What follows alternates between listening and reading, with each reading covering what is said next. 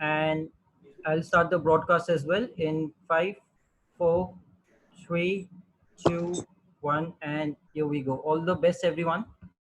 Yeah, thank You you. can, thank you. Thank you. So here we start. Namaste, namaste, namaste. Namaste to all our panelists and attendees taking part in today's web talk with P3. Broadcast number 1, Solarium versus the Fenestration. So Eros, in the wake of recent corona epidemic, the pandemic, the world is going back to the Indian traditional way of greeting, that is Namaste. Handshakes have been replaced by Namaste the world over. So today's web talk with E3 is on Solarium. So Solarium is a sunroom derived from a Latin word for sun. Later on, Solarium became a room built largely of glass to afford exposure to the sun. Now let me introduce you to the elite panelists, which of course needs no introduction, as they are the stalwarts in the field of architecture and interior spectrum. So to begin with, let's start with Eros. Eros Casadei, he is the International Export Director of Sunroom, Italy. Eros handles the sales, exports, technical division for almost 2 decades now. And this is out of the 5+ decades the company Sunroom has been established. So such a long career with many more to come shows his integrity, commitment towards Sunroom. Welcome, Eros. Thank you. Thank you. First of all, let me tell you, I'm so glad to be here. Also considering the title, the name of this meeting, which is Solarium, which is as you mentioned, it comes from a Latin word. So as an Italian, I'm so proud of it to be here. Yes. And okay. By chance, this word has turned into my job, as the company I work with is Sunroom, which takes the name of the sun. So solar, solarium, sun, and sunroom. So this is like a line that is taken here, and I'm so glad to be here. Thank you. Okay, thank you. And thank you, Ross. And moving on, we have with us architect Ravindra Kumar, principal of Pragrup Design and director at Venkatraman Associates, Bangalore. He is nicknamed as, that was what, when I called him, he said, Roopesh, now I've been nicknamed as Webinar Ravi, because he's been attending so many webinars that he's been called Webinar Ravi. And apart from his vast abundant knowledge as an architect, he is a very well-traveled individual across the globe. I'll just share you a real incident when I went to his Bangalore office where he's sitting right now about 2 years back. And I saw Ravi flipping pages of a heap of books. And when I went closer, I found that these heap of books were in fact the old passport, the collection of old passport, and it was as if it was so many. And I said, wow, Ravi, so many passports. I said, yeah. And can you tell me, Ravi, what is the current hold of passports we are looking at? 13 passports. And oh my goodness. So 13 old passports together. Wow, super duper, Ravi. So that's Ravi with us today for the web talk with P3. Thank you and welcome, Ravi. Thank you. Hi.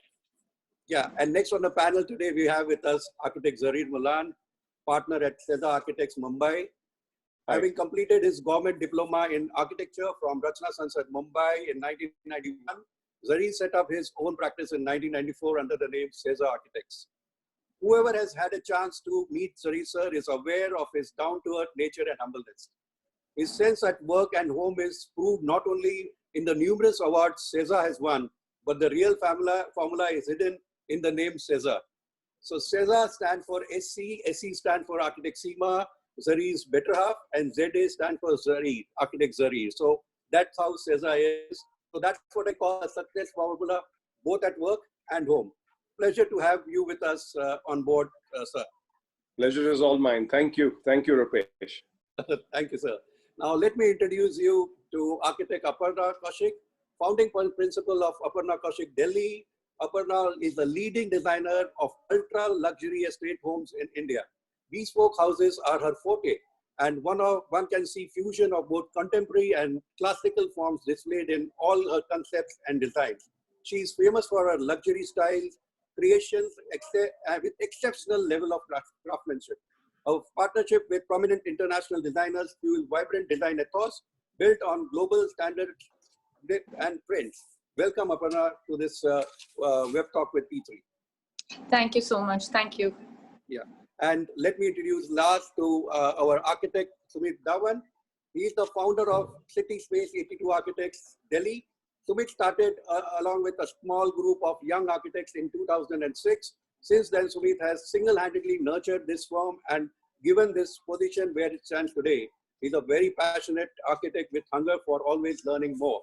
Sumit is a workaholic person and his life revolves around three things: work, family, and a game of cricket.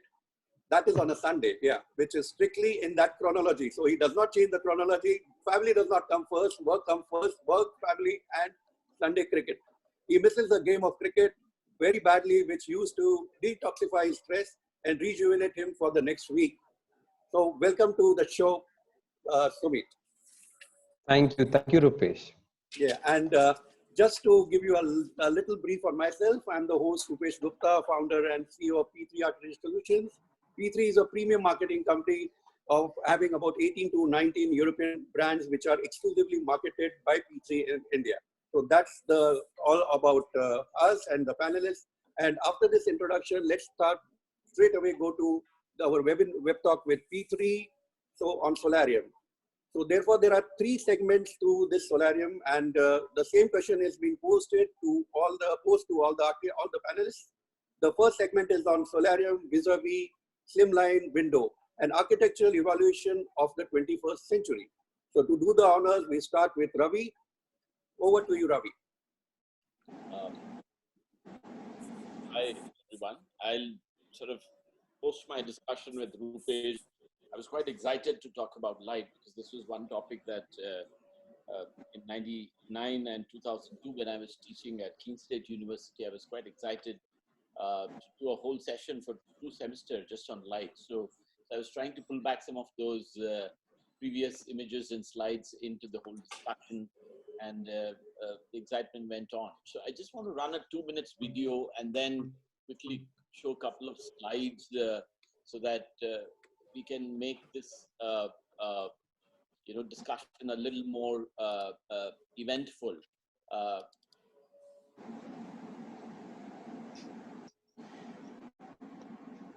We don't normally look at light.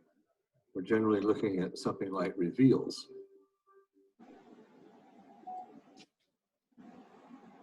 For me, it was important that people come to value light.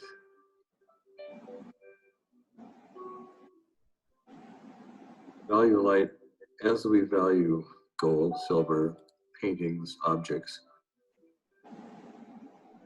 It's not something that you form with the hands, like wax or clay. You don't carve it away like wood or stone. You don't assemble it like that. Becoming. It's kind of learning your craft. It took a while for me learning to work with light so that you felt its physical presence and came to value it.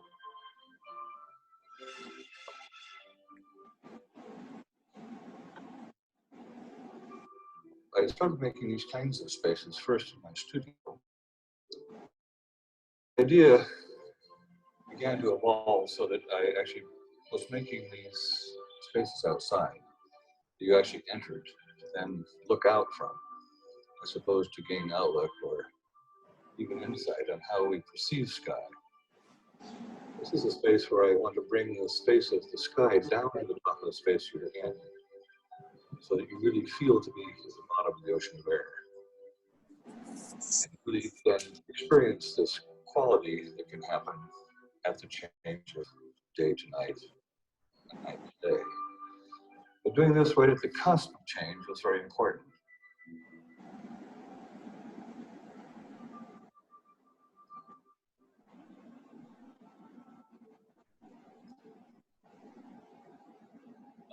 I think what is fascinating about this whole experience of looking at light is not just about the aspect of the capture and the validity of light itself, but also the details that go into making the edge lines of that, frame of what light can be. And SOLARIUM is not about just an experience of, habituating a space which gives you that experience, but also it's about how do you reciprocate with light. I think Khan's words are fantastic. He says architecture appears for the first time when the sunlight hits a wall. And the sunlight did not know what it was before it hit the wall. So all this capture of reciprocation coming together makes this understanding of light so much better. And sometimes, you know, it has to be curious, as Doshi talks about in his lecture, and a couple of days back on Instagram, he was talking about this whole idea of revealing things, how suddenly objects appear to you in sort of three-dimensional motion, though they are static, how they can bring in the aspect of that one element by the incidence of light, by the incidence of composition, by the incidence of we participating in that space can be animated. And there is a whole element of surprise. It's exactly how, if you look at vernacular India, some of the temples or old large monuments were in such an experience where nothing was completely accurate and symmetric, and it did not leave as sequences of slides which were very obviously already revealed before till the Mughals sort of arrived in.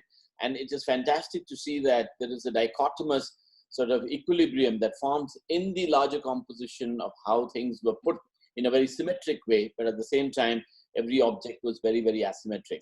These are some slides of the studio where I'm sitting right now. And for us, this whole exploration was how to qualify the eastern light, the northern light, the western light. You know, how do you frame large openings of landscape? How do you make the building participate to the street in a very quiet way?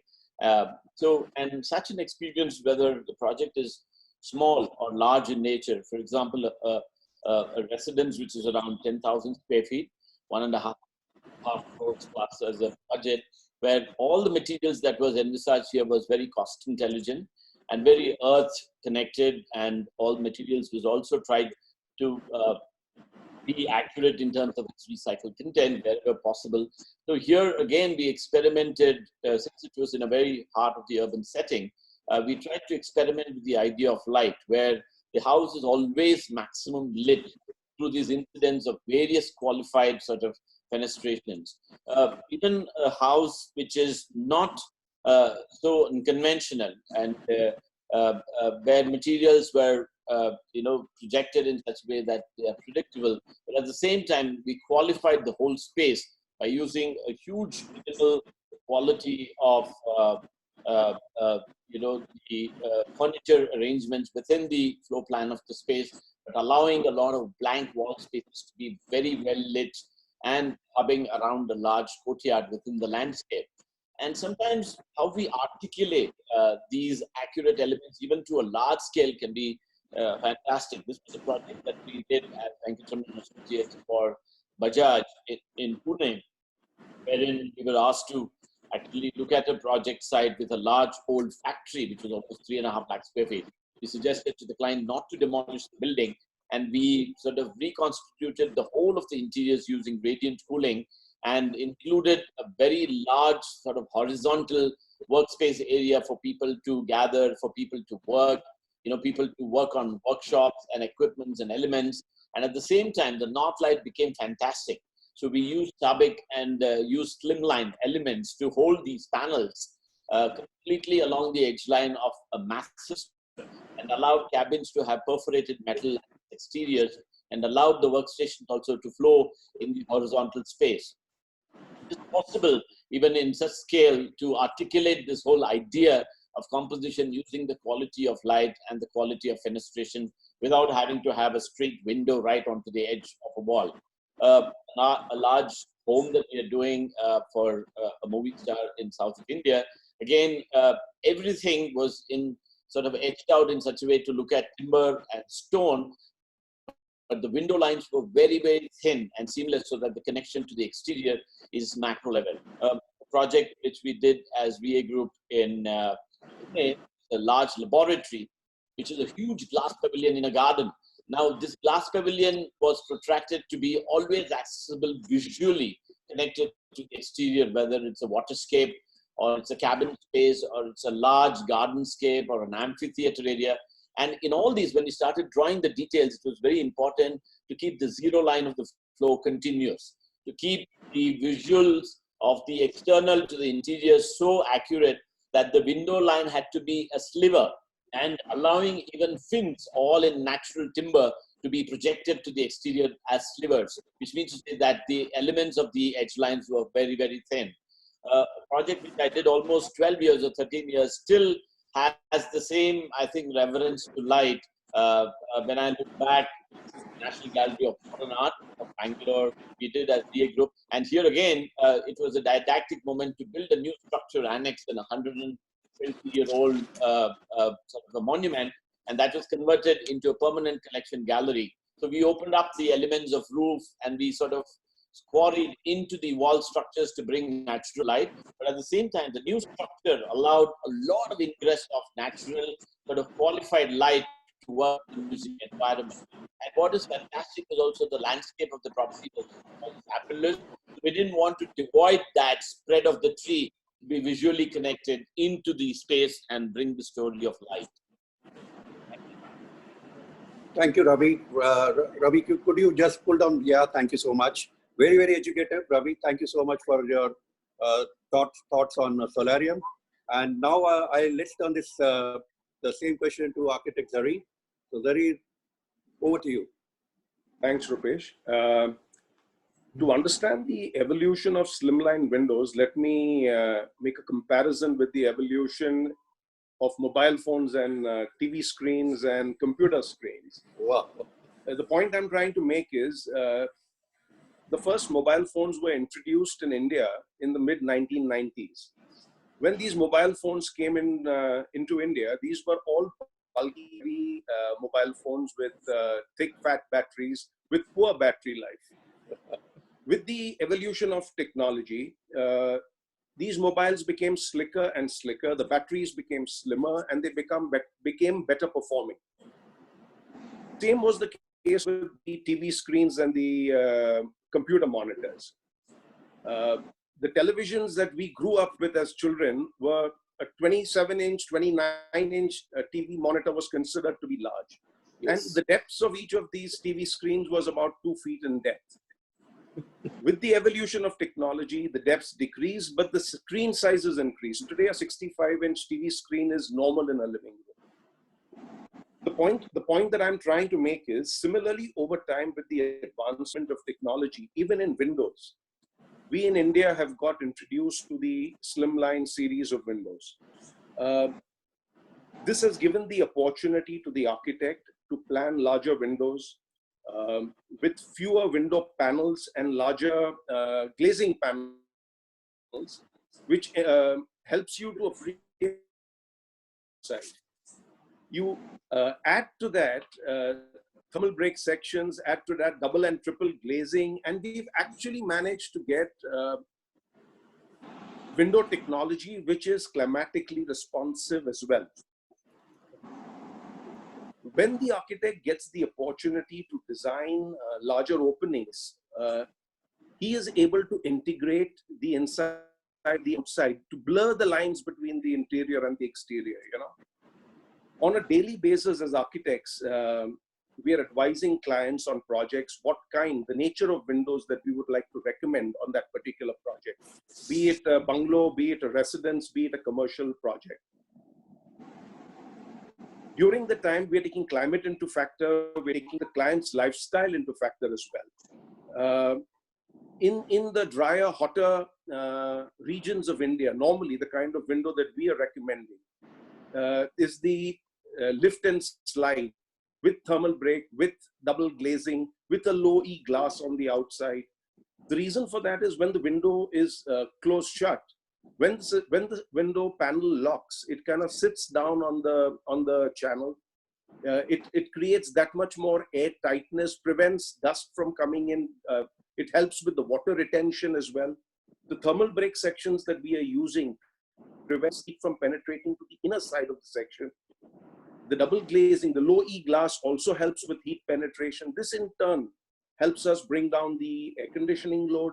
It in turn brings down the electrical load as well. So it's been a huge revelation, and love working with these slimline windows and multiple projects that we are doing currently. Thank you. Thank you, and very, very practical approach, I must say. So next I will call in Sumit. You are into bat next. So over to you, Sumit. Yeah, hello everyone. Uh, uh, Solarium for me as a word can have multiple meanings, but in the architectural context, when I think about solarium, it's inside meeting the outside, or the indoor meeting the outside, and vice versa. And the kind of experience which will come to my mind will be landscape, sky, outside, greens. There can be multiple ways to look at it. So very nicely explained Zarir the way he was going very practically. Yeah. I also see that these slim sections are the future of architecture. Having said that, I would like to probably continue with the way things are coming here in India. So one side you have excellent stuff which is coming from Europe and other parts of the world, but at the same time, uh, there are imitations to this slimline concept which most of the architects they don't understand.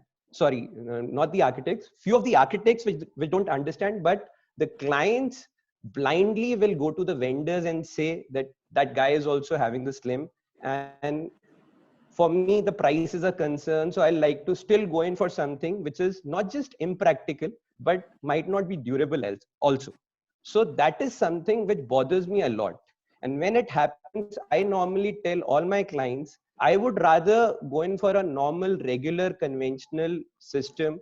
It can be a lift and slide, it can be a normal regular aluminum structure, but let's not go in for an imitation which might initially look the same, and but practically once you use it, it might create a lot of problems. That's one part of it.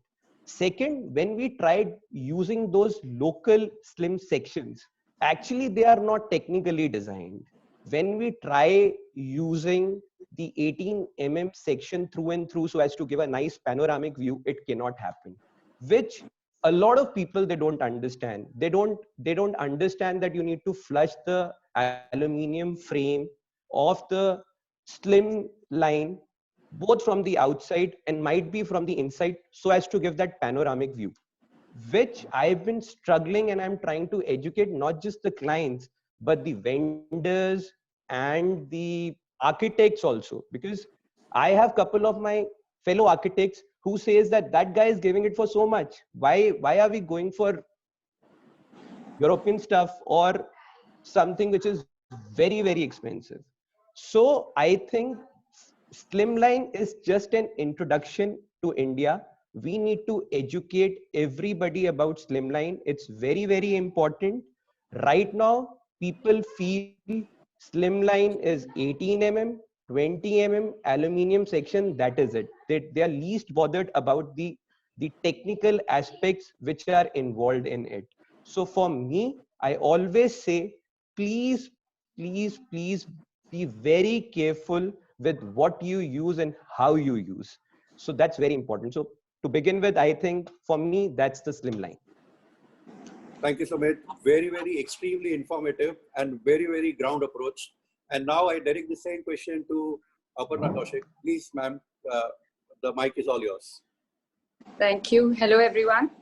So I'm going to start with something very, very basic and very principle, that how we've arrived at, this craving to get more and more minimal as we are progressing through the years gone by.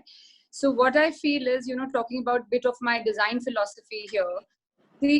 As an architect, as a designer, I feel that we are here to facilitate human living. We're not here to dominate it. So having said that, our endeavor in our projects is usually to fit everything in this sort of poetry of existence and not to sort of disrupt it. And if you see over the past 50 years, we as a human race, we have started spending more and more time indoors than outdoors. We are mostly spending time in our offices, going to meetings, even our shopping experiences reduced to boxes like malls and, spending time at home.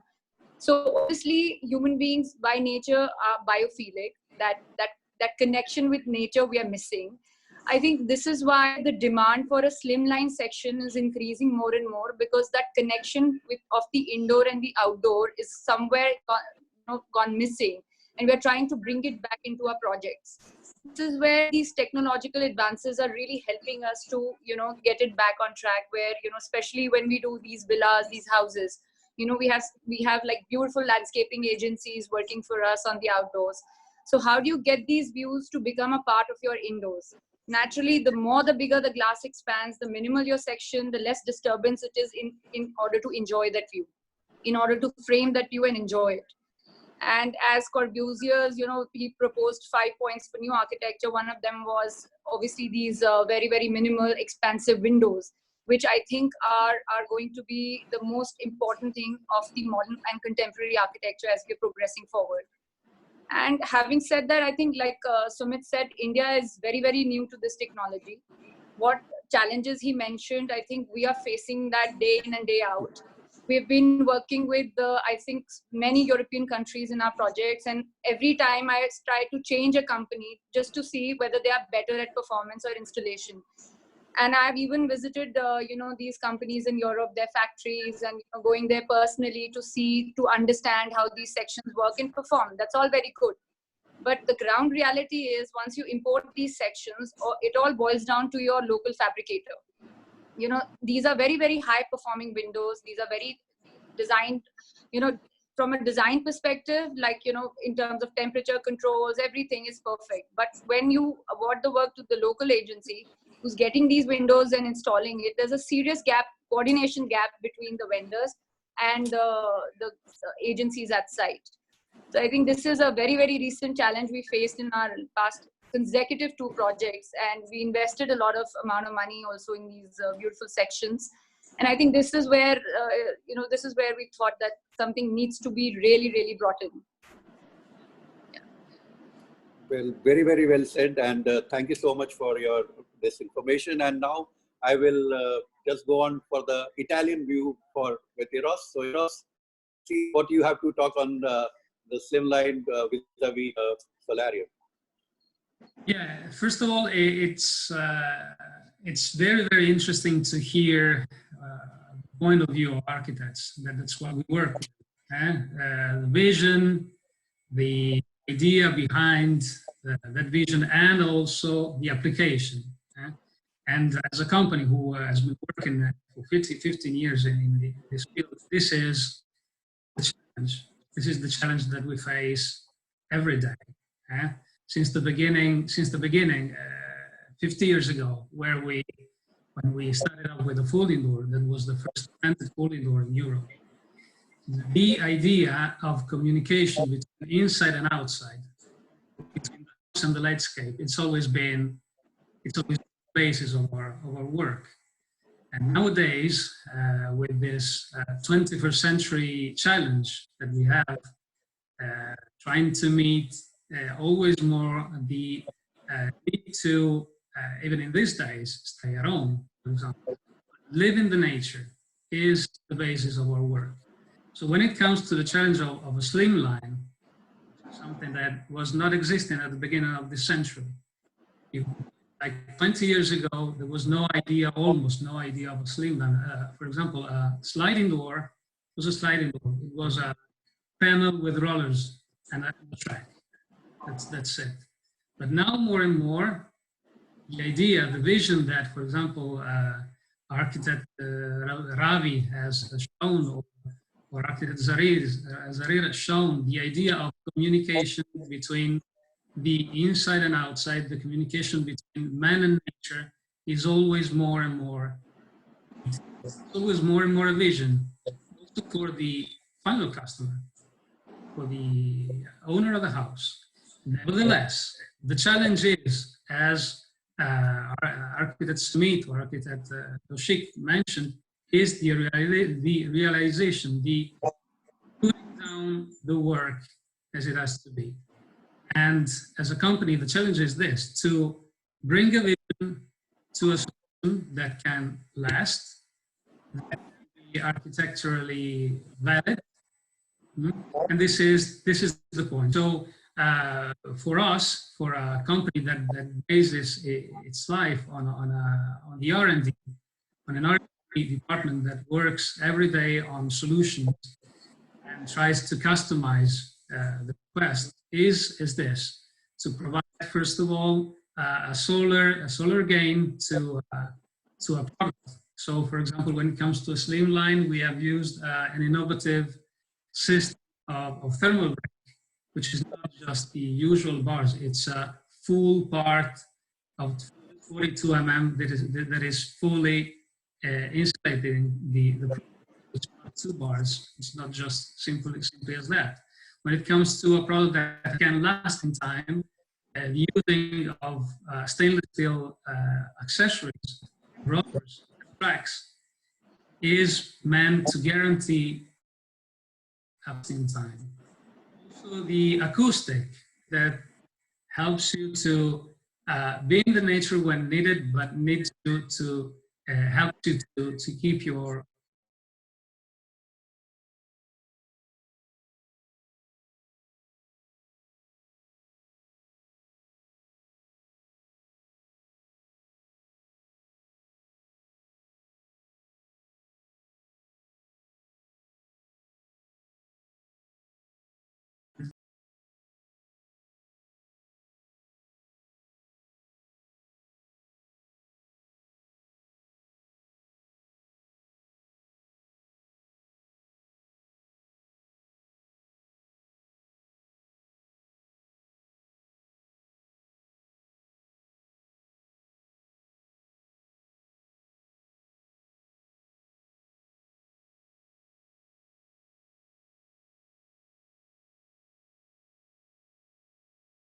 which is affecting Italy more than India.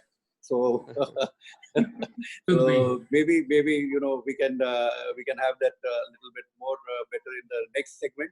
So the next segment is on solarium vis-a-vis skylights, retracting roofing systems, and glass houses. This is an overview from an architect's point of view. And here I would like to start with Sumit, because he's dealing a lot with the glass houses and the retracting roofing systems and doing some novel things in Delhi. So over to you, Sumit. Whenever I think of these architectural elements, skylight, roofing system, pergola, gazebo, apart from obviously its aesthetic properties and the wow factor, the very important thing which will come to my mind is extra space. And today, when we are dealing in a high density city like Delhi, where the property prices are very, very high, and the client is always demanding for an extra area. So this is a very, very good way of managing stuff, and yet you are within the legal territory. So when I talk about Delhi, um, places like Luton Zone, NDMC area, and MCD, every place, everywhere the authorities are allowing you to have 25% of the ground coverage, which can be used in a form of a pergola or a gazebo anywhere throughout the construction, be it the terrace, be it the balcony, be it the outside area, which has to be still part of the setbacks.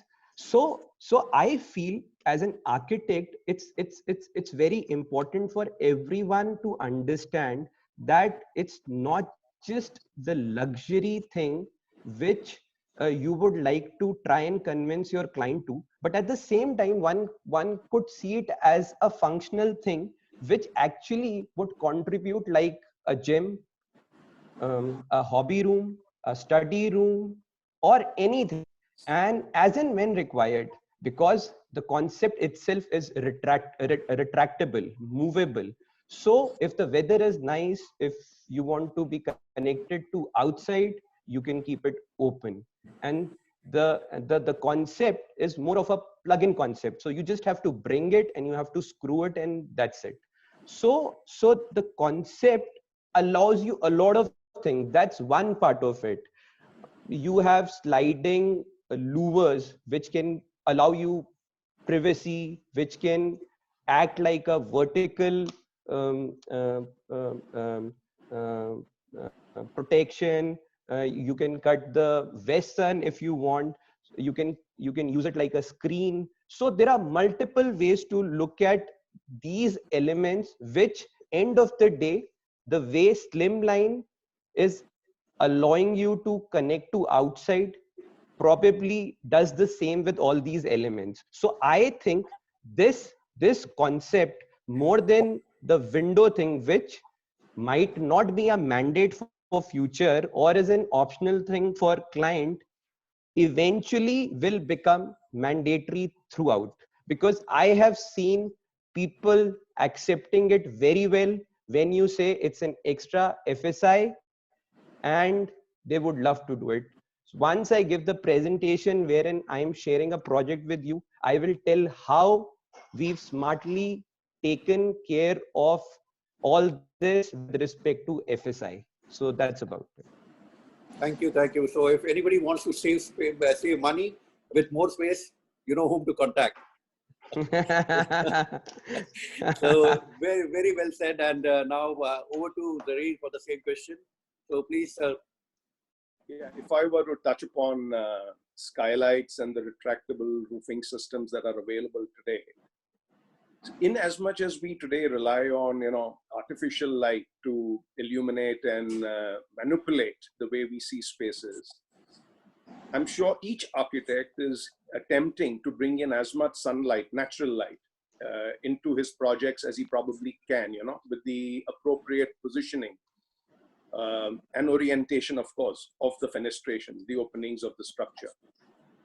From time to time, we have provided introduced skylights into our projects, especially where the floor plates are large, and realize that from the windows, the natural light filtering in is probably not what we're looking for. We need to augment that. So we have introduced skylights. We've also introduced skylights into areas or zones where we want to bring in natural light into that space. In a few of the projects where we've designed basements, we've actually pushed out the retaining walls beyond the lines of the structure above and created light wells.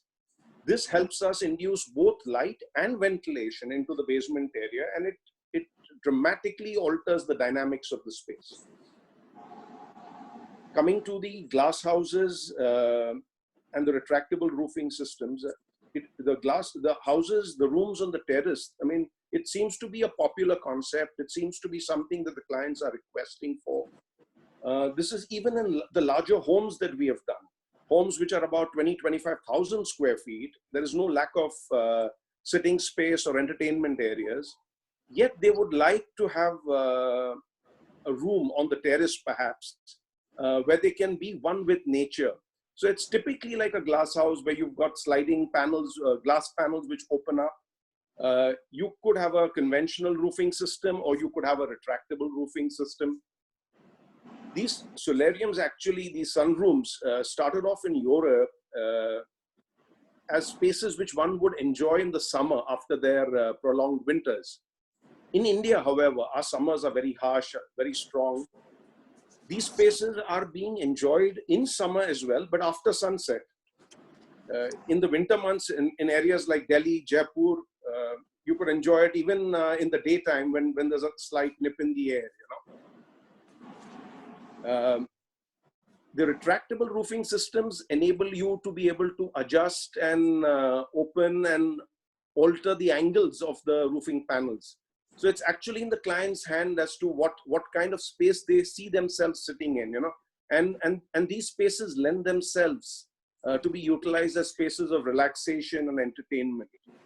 We've even used these retractable roofing systems along our swimming pool decks, where we want to create these semi-open spaces, because everyone around the pool doesn't necessarily want to be in the sun. So you have these retractable roofing systems which we have set up there, which are very, very useful, and they create alternative spaces from where you can sit and enjoy the atmosphere. Having said that, these are very well-engineered, well-designed products. They're definitely expensive. They're not cheap. They would fall under the luxury category of products. I mean, it's until the cost doesn't come down considerably, I'm not so certain it's in the reach of the common man. Yeah, that's so true. Yeah, so it's all nicely put. Thank you so much. And now from Mumbai to Delhi, let me put the same question to Aparna. So please, on the question to which is being framed. So please go on with the same. I think most of it has been very nicely put and discussed by Sir. And what I would like to add is that I think most of us in the city today are living vertically. You know, if you travel around the city, so yeah, windows are very important, but just add that element of skylight, just add that element of a sunken courtyard, and you know, the dynamics of the projects, they completely change. Also, the clients feel very excited, and they feel that, you know, it breaks away from the very monotonous and boring four-wall concept and putting so much functions to the same plate. So I think, yeah, in that sense it is, but cost is again something that we face a challenge with. Like this project I did in Jodhpur, it was like a 1,000 square yard big house of an astrologer, and we decided, and it was based on the principles of Vastu. So there was a central courtyard and everything, but at the same time we wanted to retain the air conditioning and everything. So skylight, a retractable roof was the obvious choice. Now we went ahead with a very nice, it was a 30 feet by 15 feet roofing system, retractable. Part of it was retractable and part of it was fixed. For the first 8 months of the project, I mean, the family was enjoying it very well, although we faced a challenge in terms of, you know, covering it with blinds during the harsh summers. So that was one of the challenges, because India is obviously, we see a lot of sun, unlike European countries. So that was one challenge. But then later on, I think during the rainy season, we've had it. I mean, the first problem that we faced was water leaking through the joints. And the job was done by a very, very big company and very reputed company. And then we contacted them and we had to take up the entire skylight apart and then redo it. So the company actually went and said that, you know, so very important while we discuss these elements to also understand the vernacular climate of a certain area. I mean, this was also a learning for me as an architect, where I thought, you know, I should be more careful and also more mindful of places that I suggested in. The farmhouses that we do in Delhi, the villas that we do in Delhi, obviously, you know, like big bathtubs, we give a skylight. Now, you know, this sort of a mental block to give the size of a skylight not more than 5 by 5, so something that is more manageable. So that is something I think that reduces the sort of usage of these products. You know, so I think if we can resolve this, if we can resolve this climatologically, rain-wise, and you know, looking at the extreme weathers that we are facing, I think the usage will definitely increase. You're so very right. Yeah. Okay. Yeah, Sumit has to put in some. Aparna, I like to add that these days you have retractable roofing systems available with waterproof sunblock screens also, and the high performance glass will actually make it feasible even in winters. So we've been using it. Yes, I agree.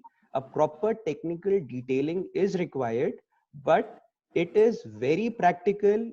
We are using it for last couple of, I won't say years, but months, and people have used it at least for a year and they are enjoying it. I will never say that going for local stuff, because people in India are doing jugaad. Yeah. So my suggestion to everyone would be going for a concept which is like a plug-in thing, tried and tested. The company has been doing it for ages and very successfully managing it. So for me, it's a lovely place. You have integrated lights, you have music system. For me, it's a piece of art. I just love it. And when you people say I don't know, because typically what the kind of projects we people are doing, we are spending a decent amount of construction. I mean, we are spending a decent amount of money on construction. So let's say 5,000, 6,000 or 10,000 is quite normal for us. And So when you investment, I think these window sections is a big investment. It's like the sizable chunk of your project money is invested into window systems. So I also feel, you know, adding to that, I mean, with all these lovely features and everything available, I think there should be some kind of a training session that should be put in place for the team, the civil team at the site who's handling these products. You know, because our civil team is going to support the company's installation. So this team, I realized that the joinery of the glass and the section is not a problem. Is the civil work and the aluminium that is where actually the problem lies.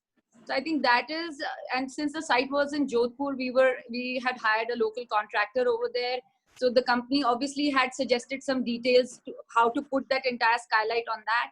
I think, but a proper training session would have really helped and avoid this kind of a mess. Okay, last thing I'll say, for me, a glass house is cheaper than the normal construction. It's just I agree. a plug and play. Sorry, I disagree. For me, a house is 10,000 rupees a square feet. Construction, for me, a glass house is just 5,000, 6,000, and it's just ready to use. And the best part is, you want to use it somewhere else, just unplug it, take it somewhere else. So I enjoy using all these stuff. You know, I have always been very fond of these British dramas where they show these beautiful aviaries made of glass and they're taking a walk in it. It's such a tradition after the long winter to do that there. So, you know, I feel that if something can really be developed here, I think we would like to do that also. So we have enough time. Thank you, both of you. Now let's see what Professor Ravi has to say about this, because he's the professor, and over to you, Ravi. Yeah, it's quite interesting to see this discussion of luxury and accessibility to light. Sometimes it can be very, very simple. You know, we don't have to really complicate the junctions. I completely agree sometimes that technically, however, we are not ordained to be accurate in terms of assembling these systems in India, for the reason that we have a challenge in terms of the labor force, you know, having the experience to execute stuff like that. So there are certain complexities. So I think what we should do is, going further, you know, whether it's an Italian manufacturer or a Chinese manufacturer, as I said, we must try and collaborate technology and not the product itself. You know, I agree, you know, when Sumit says that it's a jugaad to try and put something up together here and then we resolve something to a fabricator. All that is complex nonsense. We should not do that at all. And I completely agree with him. However, it is a challenge sometimes to see how we are able to assemble these elements, and when it doesn't work for whatever reason, to disassemble and reassemble is a huge endeavor in itself. So therefore, that is a complex situation. And I think we need to, going further, try and learn how to simplify this idea. You know, keep the complexities totally away. I can understand it's nice to, you know, sit in Star Trek Enterprises and be Captain Spock and then press a button and hope that it closes, you know, or like James Bond sitting in your room. Money can buy you all that. I definitely do not disagree. But I think austere sensibilities of how we can achieve this idea will be fantastic. And going forward, we must try and see how we can, you know, indigenously create this aspect, you know, in some way by collaboration, you know. And when I say collaboration, it does not mean, you know, lift it and plunk it here. You know, more and more we have to figure out. I completely understand that some parts of the world have progressed to a position where they have qualified this idea to a very great extent, because historically they have looked at the details over the last 60 or 70 or 80 years. Maybe we have not looked at slimline windows for that many years. So therefore, there is a lot of technology information that we can share and then work towards that capability. Thank you, Ravi. And I think Eros has got the answers to all the questions which have been raised by Aparna and Sumit. And over to you, Eros, about the things which have problematic situations developed in India, because I think there is two agencies working for the same project, does have a little bit of mismatch. So over to you, Eros. Yeah, first of all, I hope you hear me well now. Yes. Yes, good. Yeah, again, as before, it's very, very interesting to hear a different point of view, especially coming from First Division, and I have also an idea of the issue that can come out of a vision, of a dream. From our point of view, also, this skylight is a product. Is a product that we have been handling for a very long time. So with all the highs and lows of technology and highs and lows of requests, changing requests, and because the skylight that was designed like 30 years ago cannot be as good as it has to be now, according to the request. But the vision of the skylight is now, again, as for the slimline, the higher need of a connection between the inside and outside. Again, the need to be at home and to be out, and the skylight is in this case architecturally the option, because you can sit under a skylight under a glass house and exactly as if you were outside, just by having the perimeter opening with a sliding door or with a folding door or with an all glass, whatever it is. And the extras of a product like this, of an idea like this, is to provide more comfort for the living, because it widens the surface, as you said before, it widens the surface of your house. It connects the inside and the outside. So a living room with a garden, but you're still in, or you're already out. And then and the idea is that you have a unique space that you can personalize somehow according to your house, according to the option that you can choose between a traditional conservatory or innovative one. House is a traditional one or a new house, and this gives you the possibility also to gain in energy saving, because as you said before, the new products, the new technology provides you with aluminum that is thermal break, with glasses, with high performance glasses.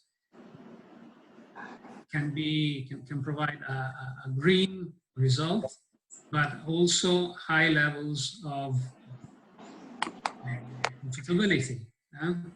And as you said, the multifunctionality is the basis. So as someone mentioned before, you can use it as a living room, as a studio, as a fitness room, or a relaxed area, whatever it is. And last but not least, it will increase the value of the building, the house, because adding a piece like that, adding a glass house or a retracting roof or a retracting blade system is an extra that you can add to your house, and will give you a higher level of higher value in the house. To us, we develop already. See, we've already developed since quite a long time glass houses. Glass houses, as I said, the result of the idea of adding a piece to the house, extra space to the house. And while retracting, motorized products can be available both in glass and in aluminum, with the result of having, in case of glass, 2/3 of the opening openable, as I said, or in case of blade systems, almost the whole of it openable and closed, with good results when it comes to rain or to different climates. And again, there's a lot of R&D. There's a lot of R&D, because it's not a simple product. It's that you have to go through and match and challenge the difficulties. So it's a product that it comes to the market after so long a period of experience, after different challenges and solutions. That's the way personally we work. Okay, but still not very clear, but we could get a little gist of it, Eros. So we come to the last segment of our questions. So this is to the all panelists, and this is Solarium. This is on the Solarium and all the presentations which each of the panelists can go through the Solarium or anything on fenestration, or anything on retracting roofing systems, skylights, or all together. So here we can start again with Sumit. So Sumit, you can give your presentation to the whole webinar. Thank you, Roopesh. I will quickly share my screen. I hope everyone can see my screen. Right? Yeah. Yeah. Yes. Yeah.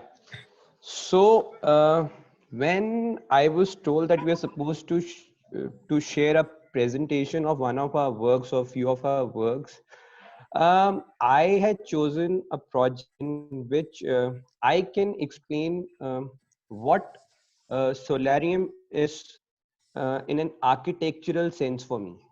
So rather than going for a farm or a big scale project, I have chosen a project in Lutyens, Delhi, golf links. So the best thing about golf links is that every single plot is got an excellent view of nicely landscaped garden. And since the density is very less, one does not feel that he is part of city living. So obviously it's an expensive area where the plot rates are touching 100 crores or maybe more. So while while designing the project, the basic idea was to make sure that there is a horizontal and a vertical interaction of both interaction of indoors with the outdoors. And for doing so, an open plan concept with a lot of big openings in the front and the rear, along with few cutouts at the terrace level, would have helped with the light and ventilation from the top as well. Now, this had to be very carefully handled, as Delhi being facing hot and dry climate, where most of the times the temperature in the peak summers will be touching 45 degrees Celsius and more. So the very first thing which had come to my mind was use of solar passive strategies, followed by few active ones. Passive strategies like use of cavity wall within insulation material like vermiculite, thermal break fenestrations with high performance DGU glass, monolithic spray puff on the terrace for the purpose of insulation, horizontal and vertical shading devices, and an installation of on-grid solar panel at the terrace was planned. I would not like to go too much into the detailing of all these strategies, as most of you would be well aware of it, and would directly jump to the discussion of architectural elements, which allows us to achieve the concept of solarium where indoors meet outdoors. So the few elements which would be used to achieve the same will be slim aluminium profile fenestrations, sliding privacy wooden louvers, rotatable and slide and stack louver blades, pergola with rotatable blades, and integrated light and sound system, a retractable skylight with waterproof sunblock screen on top. So to begin with, let's discuss slim aluminium profile fenestration. Use of slim windows in the facade with its minimized frame eliminates any visual barrier between the internal environment and the external environment, thus bringing the harmony in the house. But at the same time, each and every window frame has to be treated perfectly, both horizontally and vertically, so as to make sure that only 18 of window is visible and not the frame. Let's talk about the balconies now. Since the plot was west facing, it was a big challenge to control harsh west sun during the evening hours, and yet celebrating the front landscape garden. And to do so, sliding privacy wooden panels were introduced in the balcony next to the master bedroom, which was the most important part of the house, which will not only add to the aesthetics of the facade, but will act both as a vertical shading system as well as a flexible privacy panel, which is slidable as well as operable. Now coming to the the rotatable and slide and stack blades. The same balcony on its top is having a rotatable and slide and stack louver blade system, which allows possibility of 1, 0, second partial and third full opening as and when required. Further to this, it makes balcony usable in Latin zone, as we are allowed to have a projection of only 600 which is too less. Now, pergola with the retractable blades and integrated light and sound system, which allows the client to make full use of terrace, along with an integrated glass house next to it, used both as an outdoor and indoor as and when required. And the same glass house with its retractable skylight with waterproof sunblock screen on top allows indoor to be treated as outdoor. Also, the glass house and the triple height dining area with the retractable skylight on the top makes that area free from FAR, which I had discussed earlier also, which practically increases the total covered area of the house from 4,000 to 4,500 square feet of area, which in a place like golf links is as much as buying an FAR of 10 crores. So to sum it all, these architectural elements are not only aesthetic boosters, but can also contribute in the functional aspect of any design, hence making it practical. So this brings an end to my presentation. In case of any doubts, please feel free to ask me questions. Thank you. Thank you so much, Sumit. And now we can just take it over to Aparna to just add on to the presentations which Sumit has done. So over to you. Well done, you, Sumit. This was a very elaborate presentation. Well, I have only a collection of pictures to show. I didn't work too much on the presentation, but I'd like to share a few images of how we have been able to integrate our outdoor spaces with our indoor spaces. Most of these pictures that I put together, whatever I had in my data system at home working remotely, I could just explain how and we have been able to sort of very successfully connect the outdoors with the indoors. Just 1 second. I think, so yeah, so this is a zone, so this is a drone shot of a farmhouse project in Delhi. So as you can see, this is a very tropical looking house, and the client was very fascinated with the Balinese architecture and things like that.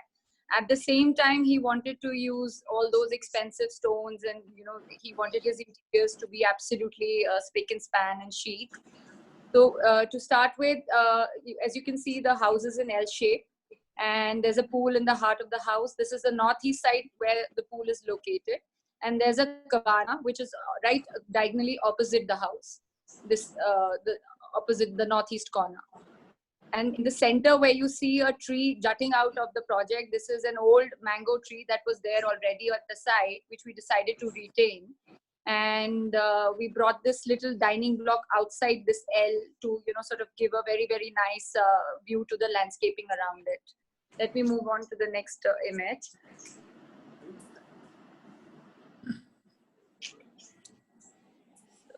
So this is how the house looks.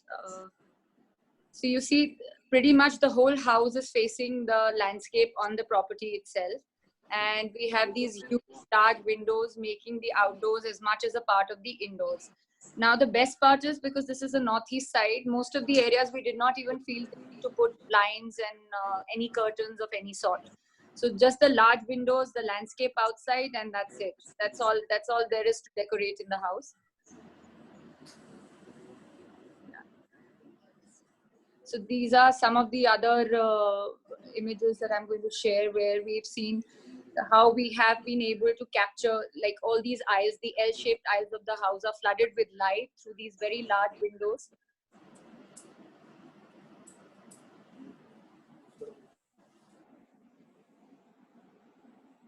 I think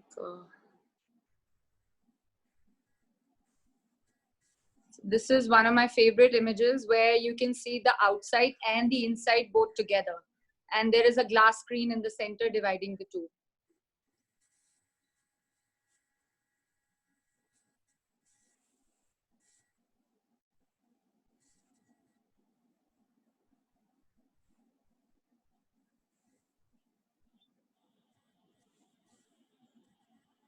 This is the dining room of the house. As you can see, there is no wall decorations, no paintings. It's just glass and landscape. And the edges of the sections, we have been able to sort of nicely camouflage it with the curtains, because this place we have got quite thick sections. They are not slimline sections.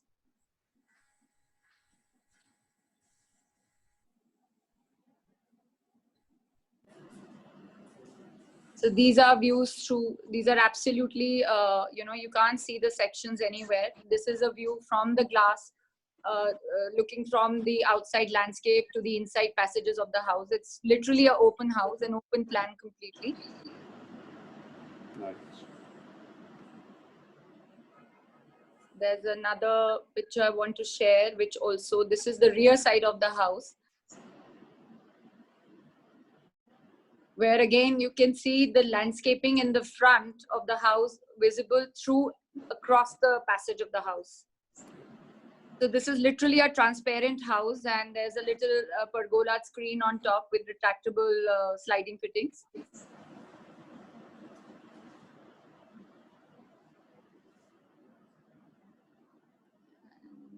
I think, yeah.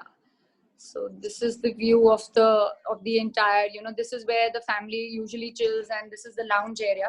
From this is where you have got the view of the entire house in the front.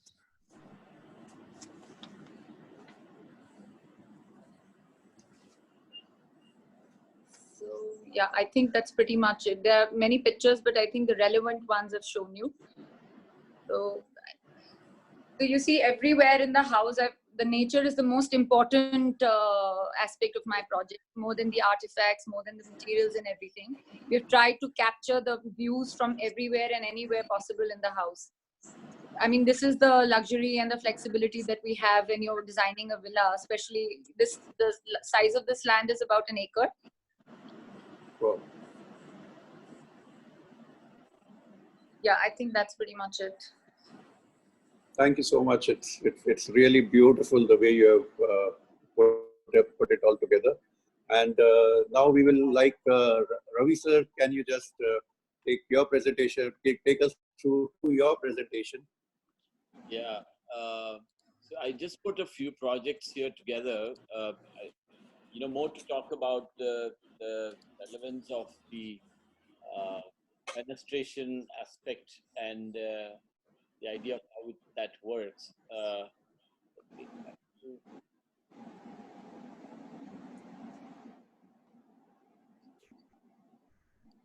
Yeah. Can you see the full screen? Yeah.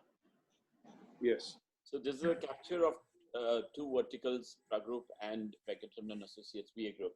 So I talked about this particular statement as to what is the incidence of light and how does architecture relieve itself, as Khan mentioned.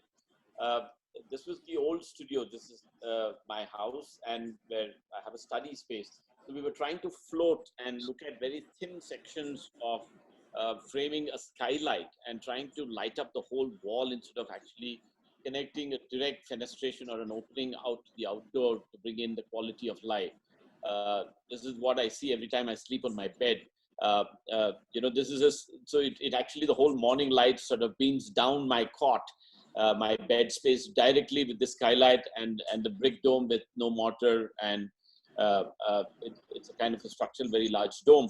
So it's kind of fascinating to look at light in a very different sort of paradigm. So in our studio where we work, again, the space, for example, sort of connects all the 3 or 4 levels, you know, in a staggered method, so that there is a communication connect. And at the same time, it brings in a lot of north light into the workspace area, allowing the whole workstation area to be naturally lit, mostly during the day. And again, the way we have articulated these windows need not be very large open panels, but otherwise there are visual connections to a large courtyard and the external skin. And here we used actually the window and the steel structure as a composite wall element, where the window is actually structural, holding up a 5-floor structure together as timber and steel. And these are, you know, almost 9 meter, 6.5 meter tall windows, which were actually done out of composite sections. And again, we tried to achieve the maximum slimline that was possible to connect to the outdoor courtyard and the environment. The spaces, for example, here, which are large glass panels framed using, again, thin elements of slimline, was possible to only connect to the outdoor and the indoor. When you look at a project like a residence, as I said, where it is in an urban environment and there's huge traffic, and it's not a very large site, it's around 7,000 square feet, and it's possible to capture the incidence of light in a very intelligent way. Use laminated glass on, again, thin lines of aluminum sections on the soffits of the slabs, and light up the wall spaces and bring in a lot of indirect light to the workspace and the living space environment. Sometimes cost of the project does not really mean as parameter. I think one of the panelists mentioned that we can program manage these ideas into the house. Another house which was a little more conventional in terms of the material used. So we used maximized white walls, large orange, sort of yellow floor and timber floor, horizontal. But again, the lighting was very restricted in terms of maximizing the quality of incidence of light through indirect light up the walls and bring in the quality of lux level that was required for natural light to appear into the household. And again, the windows were graded as very large, sort of thin aluminum lined sort of large glass panels with integrated as timber windows, which again brought in that sense of hapticness to the whole interior. When you look at a project of a different scale, this is what I was talking about, Bajaj, which we did in Pune, where the client requested us to look at an existing factory and suggested whether we should demolish it or not. And then we actually reconstructed the whole interior space, used all the north light roof, re-articulated them with thin aluminum sections with fabric panels, and the internal elements was also assembled with, again, aluminum framing with perforated metal sheets. So a lot of natural light was allowed to stream into the workspace environment, whether it was the processing space or a manufacturing office environment, an extension from a conference room, large workstation areas. Here we did do radiant cooling, which was very, very successful in terms of the workspace environment. We didn't have to air condition the whole volume. We had to only condition 2.5 meter space of the habitated space. And horizontal workstation is fantastic. A large house in Bangalore, again, where we used very thin elements of aluminum as connects with stone and timber to integrate the landscape. A project of such kind, for example, Lupin, which was recently completed a year and a half back, 2 years back in Pune, again, where we used very thin sections of window elements to connect to the external, because the whole building was almost like a large glass structure, but because of the landscape and the way the building was positioned into the landscape with water features and intense green around it, it acted as a very natural shading device and allowed us to connect out to the exterior. We went to the extent of even designing the sockets to hold these, those aluminum sections in such a way that they were all recessed, so that visually the connection of how the glass reciprocates to the interior was maximized and made very, very clear to hold the landscape connections to the insides in a better way. So these large elements that you see as barricades are actually wooden natural fins, which are almost 600, 700 mm deep. So therefore, they do look bulky, but otherwise, if you look at the sections of the aluminum, it's very, very thin. Compared to that, a project which we did many years back as VA Group, Venkatraman and Associates, this was the National Gallery of Modern Art, where there was an existing building and we were almost requested to demolish, but we pulled it back together, a 120-year-old mansion, and made that as a permanent collection. And here, if you look at the fenestrations and the joy of the geometry of that fenestration was repeated back into the new building. And we sort of scooped out and allowed more light to come into the even existing building as little skylights. But the new building or the new wing, the new extension, we experimented a lot of skylights with indirect lighting, framed the trees which had maximum spread on the upper levels and allowed very thin sections of aluminum to frame the green within the art space environment, and that became a beautiful story of light. Thank you. Wow, as always, perfect. Perfect, and as you know, we all see this series on Netflix, so there is a professor in Money Heist. So here we have a professor in Architecture Heist. So thank you, Ravi. And now we go over to Zarir sir. Zarir sir, your views on the same. Yeah, what we've done is we've prepared a small video of projects that we have completed to explain the slimline windows and why and for what purpose we use it. I'll just run you through that. Okay, thank you.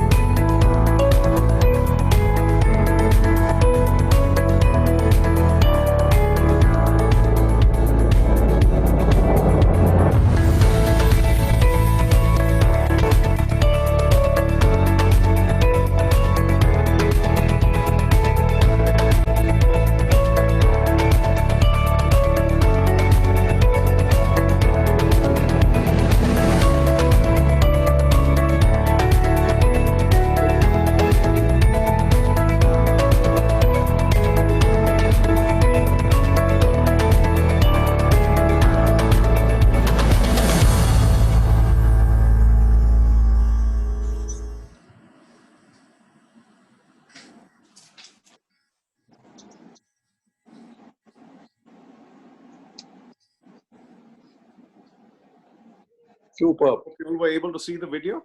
Yes. Yes. The, view, the views of each and every slide was really beautiful. Thank you so much.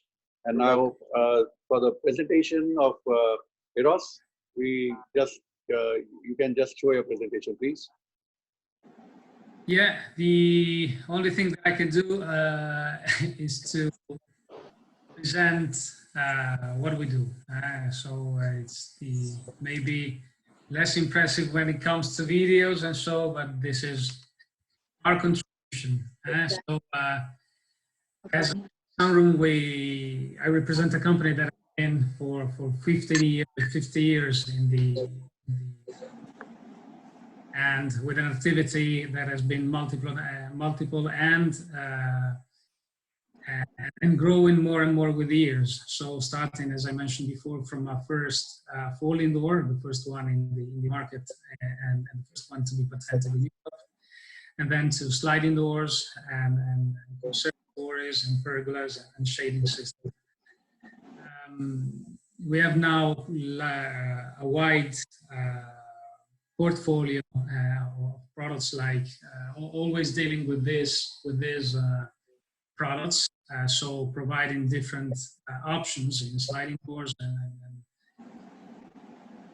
roofings and glass houses, and the attention is given always to, as it's written down here, on materials, technologies, and details, trying to personalize the product and the needs of our customers. We are based, as you know, in Italy, and we're based in Cattolica, so it's the center of Italy, on a facility of 10,000 square meters, where everything happens. So from R&D to the technical department, administration, and production. And we moved into this facility, and it is still growing, meaning that we have the possibility to add space and to grow in production. As again I mentioned before, the quality of our production, the quality of our products, is based on our internal R&D that has been working for years, and with always new products, with always new challenges. And the idea is to support not only the idea that is at the basis of a new product, but to support also the needs of our customers whenever they change. So whether it is 6 meters, a slim sliding door, or a product that meets particularly requests, we can face this challenge day by day. Our production, again, as I mentioned before, is all, and we work with the newest machinery, CNC, and always through certification and providing, as I said, our customers with the best quality and novelties. To come to the products here, following are the products that can match what we talked about in this today. So from Slimline called S150 TT, that can be designed for big dimensions, so both in width and height, reaching also the 6 meters, and with the help of the R&D, we reach these dimensions by improving the thickness of the product, of the profiles, and the glasses. And then the glass houses. So we have different models, different types. So from the traditional ones to the squared ones that can fit more updated housing, and then also sliding roofs. And all these products are meant to be thermal break and also non-thermal. So in order to provide different options that a customer can need. All these systems, as you see, are, so when it comes to the width, all options are possible. And when it comes to the depth, we can reach the 6 meters depth. Last is the shading system, what we have talked about, also when it comes to the retracting roofing, and this is a system that can reach the 4.2 meters width and the 6 meters depth, and it can be combined in different, in multiple products, matching one with the other. So these are the products that we, with which we can match the request, with which we can focus on the ideas of living the outside and mixing the inside with the landscape.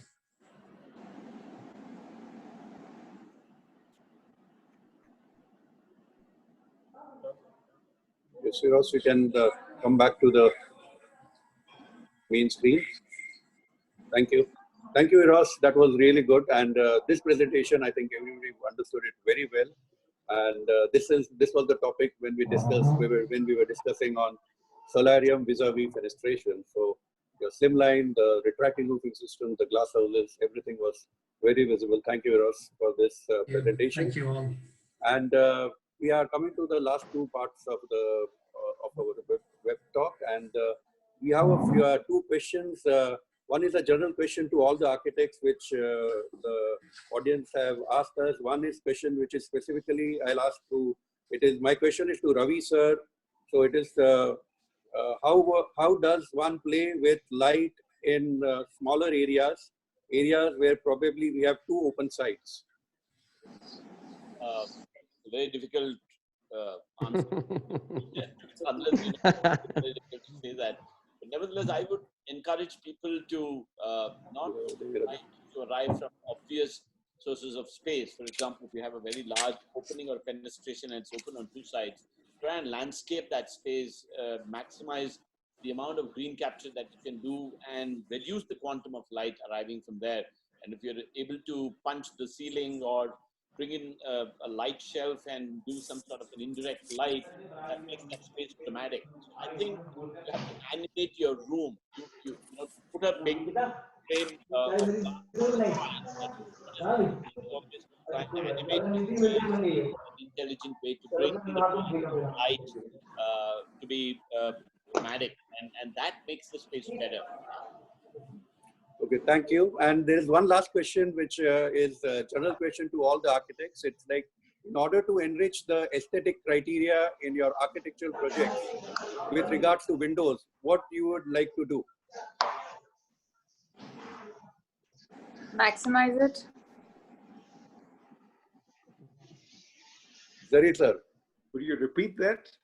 Yeah, in order to enrich the aesthetic criteria in your architectural projects with regards to the windows, what do you have to do? See, it's you need to first figure out where the window is opening out. Is it opening out into a green space? Is it a window overlooking another project? Do you have another building in the close vicinity? So whenever we are designing a project, we're trying to first figure out how we want to position our openings. Is there harsh sunlight coming in from that side? Is that where you want to bring in the pleasant light from? So we would have larger openings there. If it's the rainward side, we try to have sheltered openings there. So it's a very general question to answer. It completely depends upon the context of the design, the project, and the positioning of the opening. Okay. Sumit, would you want to add on to that? I think very rightly said. It purely depends on the location of the window. It's very difficult to answer it otherwise. Yeah, correct. And Ravi sir? I remember reading an anecdote. Khan, in one of his conversations, was asked to design a very large library, and in such an investigation, he was trying to find out what a library was. And then, after a couple of days, he tells one of his apprentices that, opening a book from a stack and walking towards light to a window and reading verses from that book is the revelation of a library. So I think that's a super capture of what a window or a fenestration or the idea of light is. It has to mean more than just bringing light to a space. It has to bring knowledge to the space. It has to bring a qualitative aspect to make that space reverberate a new idea. I think that is what is important. Therefore, an opening or a window, regardless of its context, as long as it becomes successful in doing that, then it's a super story. Okay, there is one last question. This is for Zarir sir. How do we ensure safety in India for huge skylight areas in India? Well, we've been fortunate to design on large format projects, large format residences where the security is taken care of at the entrance of the project itself, without which to have these large slim section windows, to have skylights, to have glass houses, it becomes difficult because you cannot provide security to these individualized items. You may have your CCTV, you may have break-in sensors. So whenever we are designing a project, we ensure that we look at security as more of a holistic solution than trying to secure each window or each opening separately. Thank you so much. And I just received one last question for Aparna. Now, this is after the audiences had seen your presentation. They said, how do you convince clients to use expensive slimline? Well, I think you have to pitch them the performance. You have to pitch them. That's where we need to be first educated as architects. That why it's important, why it's relevant, and why it should be used vis-a-vis other products that are available in the market. Like slimline is a word that is now being rapidly adopted by every local company. You know, earlier they would come up with things like it's an aluminium section, it's a window section. Now everybody says my section is a slimline section. Whether or not it sort of falls in that category is a separate issue. But nonetheless, this shows that yes, the need for such sections is increasing. Like I said earlier, also a connection for nature is more and more required in our projects, especially where we are allowed the space and like in a bigger project where we have the surroundings. So it's very important, to actually educate yourself first and then convince your client the utility of this section, why it's so needy and required in the project and what it will bring with it. So I think that's what is most important. Thank you so much. Roopesh, Yeah. it's actually it's the nature of the design need not be required everywhere. So it's actually the facade or the design which is going to drive what is to be used. So once you try and explain that this is the concept, so let's say a solid cube which is placed on top of a glass cube will automatically naturally convince the client that this is the best solution what you can have so as to make that concept reinforced. So I think today the clients are very well educated. If you put it properly, and since you have the education of, let's say, slim windows or retractable systems, if it is conveyed to them properly and explain them properly, I think it's very easy for anyone to get convinced. That's my take on it. I think in my opinion, with my experience, the clients are also very, very well informed these days. Right. Yeah, they are very well informed because of the internet and all these companies having a good presence in India and online presence. I think clients are also very well informed. In fact, sometimes you feel that they would be aware of all the brands that are catering to this kind of section of slimline windows. So Not just that, at times there'll be clients coming to us and they'll ask us, please use slimline, and the project is not designed as per the requirements, but they'll say no, use it because I like it. This happened with me. So we were designing this very French classic house that obviously, we were not wanting to have sliding windows. When you design a modern house, a contemporary house, a sliding section goes well with the whole thought process. But when you're designing those 13 feet high ceilings and, French look, you want casement windows. So that's one, that's when I also realized some of these very, very good companies, they don't even manufacture casement windows. They are mostly sliding. So them said that, look, we can't do casement window for you, but we can do a sliding one. We can do smaller sliding sections, but we can't do a casement window for you. So then I went ahead, looked up some more companies. Finally, we did find the solution, but it was really a surprise to me. You know, today the technology to make in India is not an impossible solution. Absolutely. You know, and I think we should encourage Roopesh to bring the collaborators to make the product in India so that we don't have to pay 36% duty, 18% transportation, and 18% GST. So then you end up paying for the same product, 65 to 80% more sometimes, and plus Roopesh profit. So we should make sure that 100%, sir. Yeah, we should make sure that he manufactures here in this country, and we have to tell Eros, to make sure that you will manufacture.